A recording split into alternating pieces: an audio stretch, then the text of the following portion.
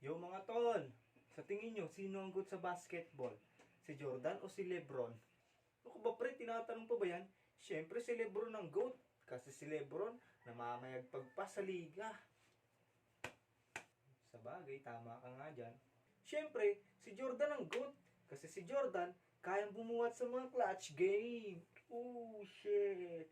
So parang sinasabi mo na si Lebron ay mahina sa mga clutch game? Parang gano'n na nga. Ooh! Pahig ka nun, pre, sinabihan yung idol mong mahina sa clutch game. Hoy, di mahina si Lebron sa clutch game. Iba ka yung idol mo, mahina na.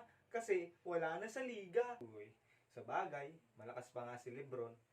Parang sinasabi nito, pre, na si Jordan mo matanda na, nangihina na. Pahig ka nun. Ano naman, kung wala na sa liga si Jordan, at least, para sa aming lahat, si Jordan yung GOAT. Hoy, hanggang ngayon kaya pang bumuhat ni Lebron.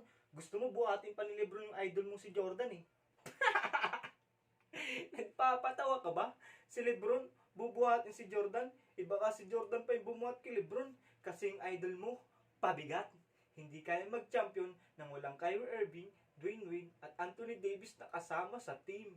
O bakit? Si Jordan din naman kasama si Dennis Rodman at si Scottie Pippen para mag-champion.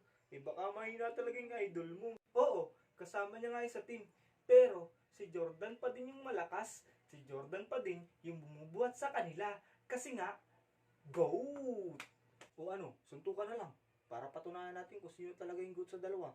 O ano, suntukan. Wala, nag-away na yung dalawa. Bahala kayo dyan. Basta para sa akin, ang hari ng liga, Kobe!